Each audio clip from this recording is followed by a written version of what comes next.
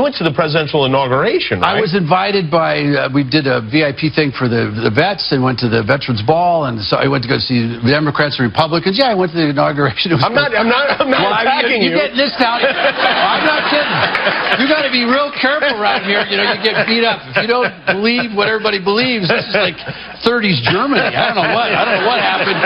If you're not part of the group, you know what we believe is right. I go, well, I might have a problem with that.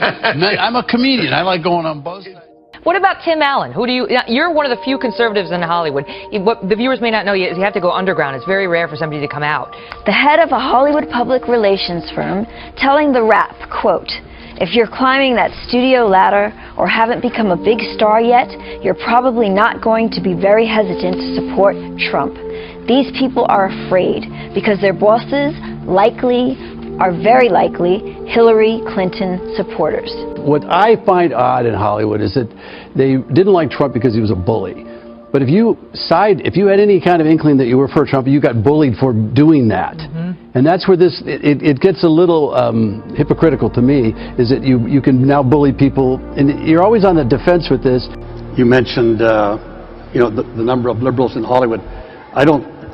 There's a lot of them who are in very powerful positions. I think there's a lot of people who are probably not liberal who pretend they are.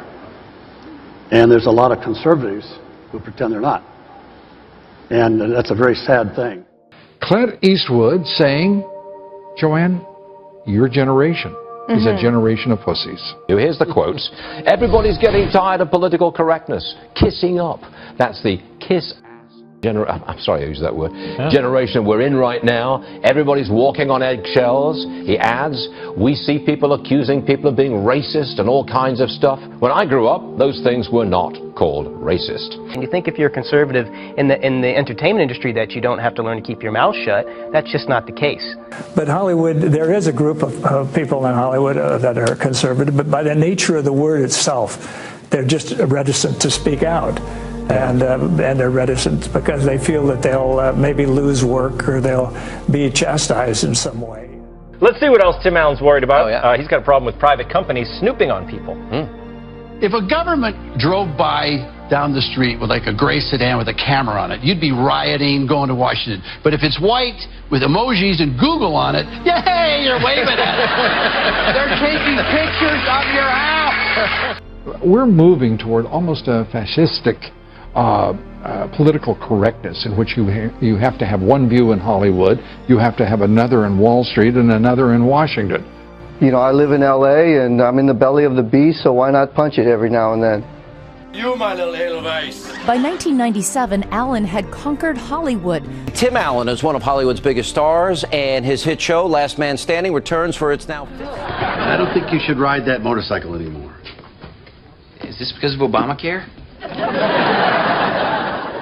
You know, I'd like to blame Obama because literally everything's his fault. Well, you do get some pushback from the dictators out there, Kim Jong-un, the Castro brothers, Obama. Wow. Hillary Clinton's asking us for money. Will her string of mistakes never end? The hits keep on coming, but she'll never top Benghazi. That's her stairway to heaven. Yeah, it's the kind of screw-ups that happen when you spend all your free time deleting emails. Night, Allen's character, Mike Baxter, is a self-described man's man. He's not afraid to tell it like it is.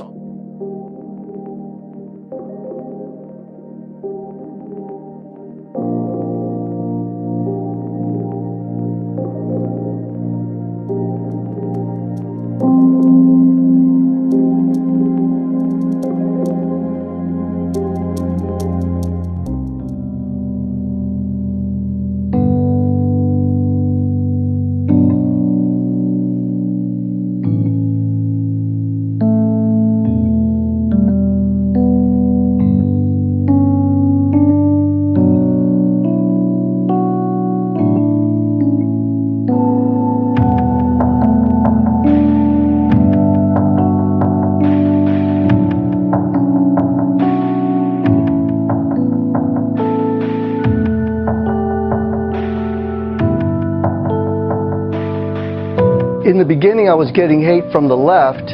As time progressed, I started seeing that there was more and more conservatives and Republicans in Hollywood, unfortunately, they're just kind of hiding because they know to hide.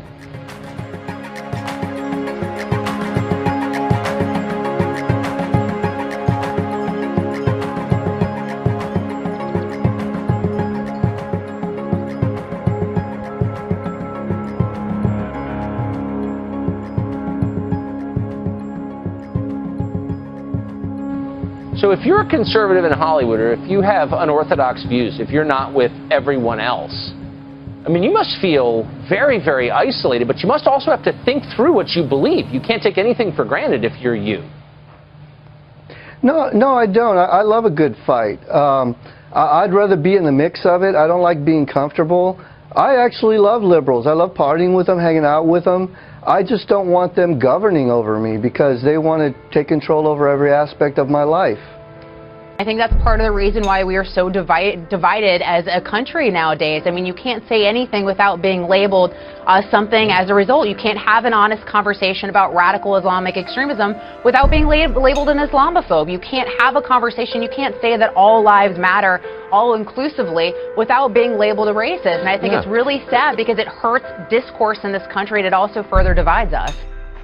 Where we used to be able to have discussions, political discussions, and they could get heated, lively discussions about our different opinions.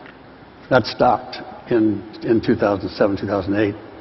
Because if you disagreed with some of the issues, then you could be called, branded a bigot or a racist. And that was a crying shame for the country especially.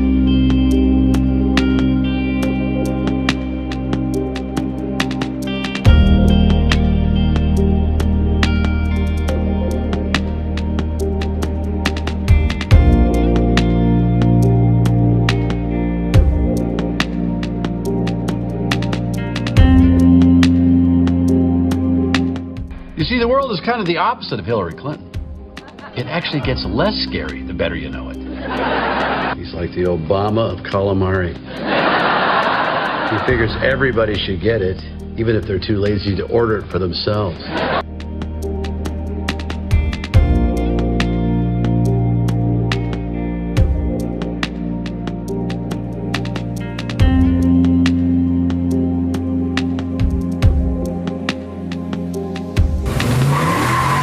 He'd rather discuss quantum physics than box office numbers. Whether you're a true believer or a pagan. And he spends a lot of time working on that curious relationship with God.